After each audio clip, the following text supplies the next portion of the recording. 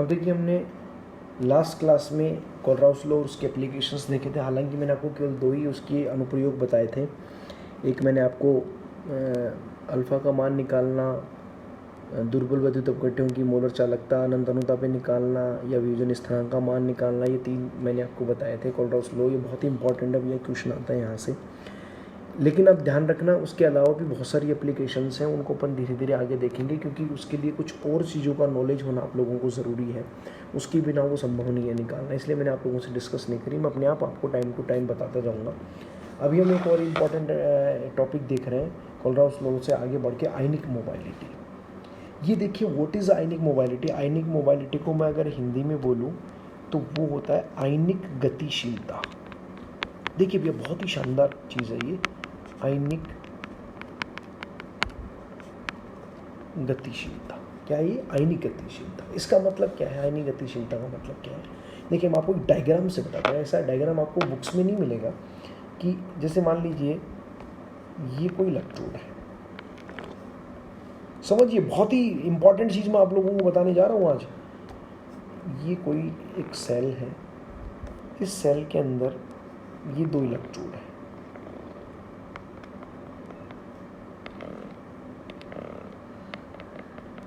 इस तरीके से ये आपका जो भी बैटरी से जुड़ा हुआ है, या जो भी पोटेंशियल डिफरेंस क्रिएट करने के लिए, विभव प्रवणता क्रिएट करने के लिए, ये आपका पानी इसके अंदर, या सॉरी, जो भी विद्युत अपघट्य का विलयन है वो इसके अंदर है। ठीक है, इस तरीके से कोई विद्युत अपघट्य, यहाँ पे प्लस चार्ज है, यहाँ पे माइनस चार्ज है। अब मैंने आपको याद तो बताया था कि ये जो विद्युत अपघट्य का विलयन है, चाहे वो दुर्बल है या प्रबल है, वो एक अलग इशू है। वो तो ऑब्वियसली बात सीधी सी है। देखो, दुर्बल और प्रबल का चालकता के रेफरेंस में ये फ़र्क पड़ेगा कि दुर्बल वैद्युत अपघट्य होगा तो वो कम वियोजित होता है, इससे आयनों की संख्या कम होती है।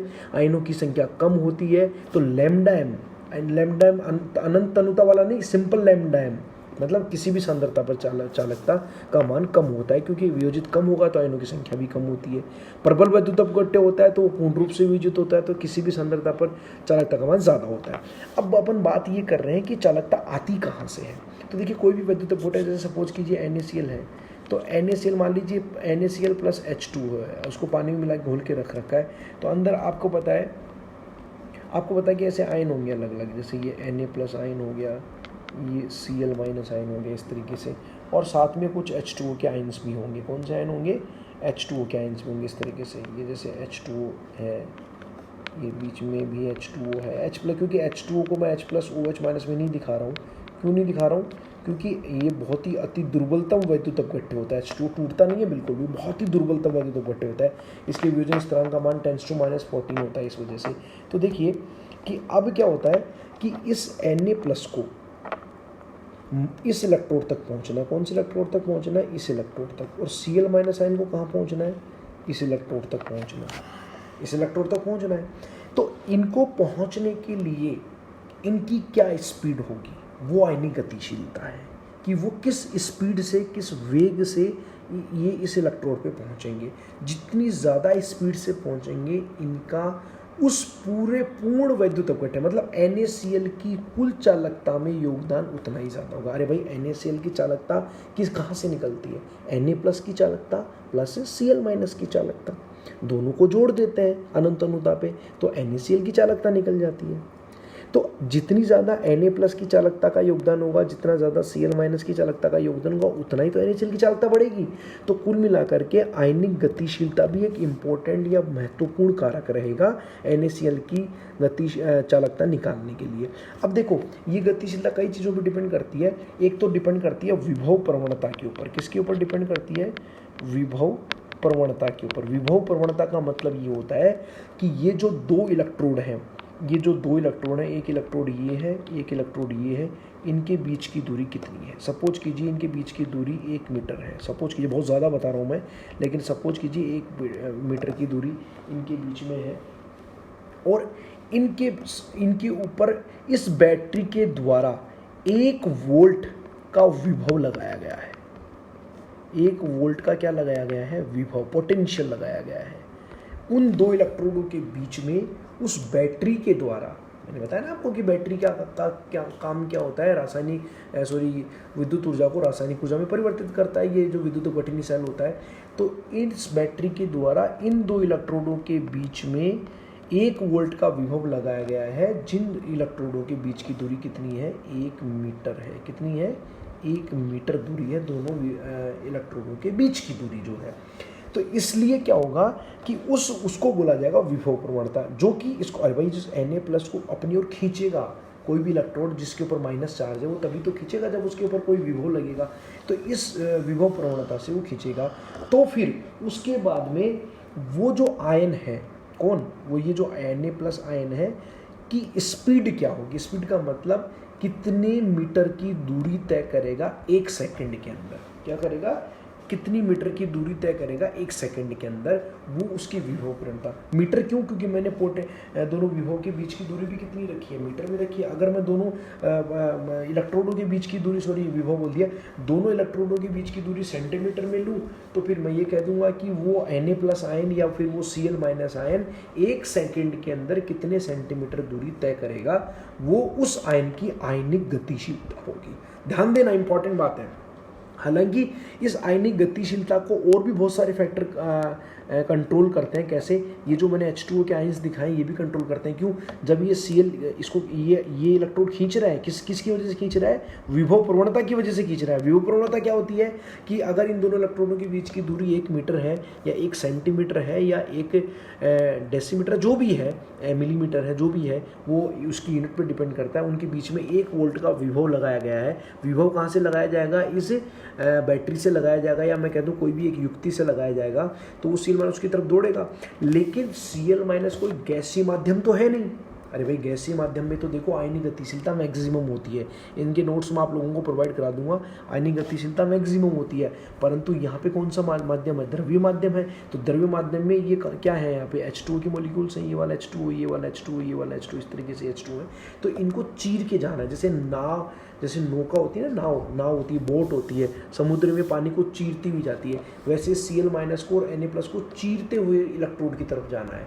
तो देखिए, जितना ये H2 के मॉलिक्यूल हैं, ये भी तो इसको घर्षण देंगे भाई, उनको हटाना पड़ेगा तभी तो उसमें से होकर के जाएगी। इसलिए ये भी बहुत सारे फैक्टर काम करेंगे, असममित प्रभाव है। और दूसरी बात, ये Cl- जा रहा है तो Na+ ना चाहते हुए उसको अपनी ओर खींचेगा। क्यों, क्योंकि उसके ऊपर प्लस चार्ज है, Cl पे माइनस चार्ज है। अब Cl- को जाना तो इस इलेक्ट्रोड की तरफ है और Na+ खींच रहा है उसको अपनी तरफ। ये भी इसकी आयनिक गतिशीलता को कम करेगा। क्यों, क्योंकि अरे भाई ये पर सेकंड में जो इसके द्वारा तय इलेक्ट्रोड की तरफ तय की दूरी कम होगी ना, क्योंकि Na+ इसको खींच रहा है। दूसरा, H2O का जो समुद्र है उसको चीरते हुए जाना है, तो उसकी वजह से भी दूरी। अब आप सोच के देखो कि अगर इलेक्ट्रोड और Cl के बीच में गैस होती तो इनको जितनी दिक्कत नहीं आती, क्योंकि गैस के अणु दूर दूर होते हैं। अब इनके बीच में क्या है, ये तो माध्यम कौन सा है, H2O माध्यम है, लिक्विड माध्यम है, इसलिए इसको थोड़ी सी दिक्कत आएगी। इसलिए आयनिक गतिशीलता बहुत सारे फैक्टर्स पे डिपेंड करती है। ऐसा नहीं है कि केवल विभव प्रवणता पे डिपेंड करती है। कोई बात नहीं, हम इसको एक एक पॉइंट्स को समझ में आ रहा है आप सब लोगों को। ये डायग्राम मैंने जो बताया कि किस तरीके से आयनिक गतिशीलता को अपन निकालेंगे, देखिए कैसे, दोबारा से बताता हूँ आप लोगों को कि विभव जो आयनिक गतिशीलता है,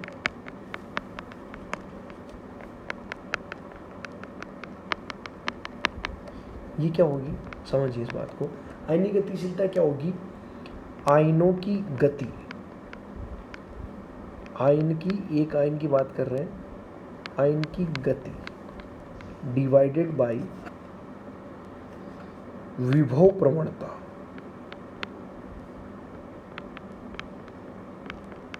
विभव प्रवणता क्या होगी, विभव प्रवणता। अब देखिए, आयन की गति तो क्या होगी, मीटर पर सेकेंड। 1 सेकेंड में कितने मीटर की दूरी तय की गई, that is the speed of ion, divided by विभव प्रवणता क्या है, वोल्ट बटे मीटर।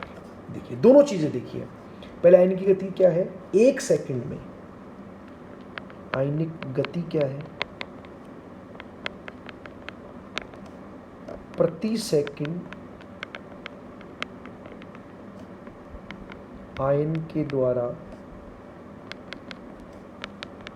तय की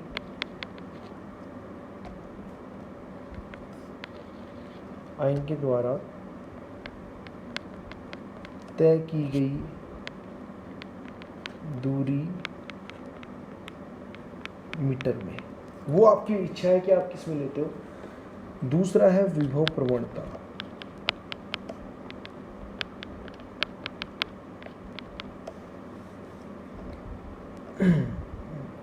दोनों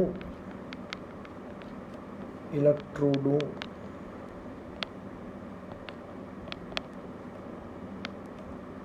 के मध्य उत्पन्न विभव जब दोनों इलेक्ट्रोडों के बीच की दूरी 1 मीटर हो। 1 मीटर,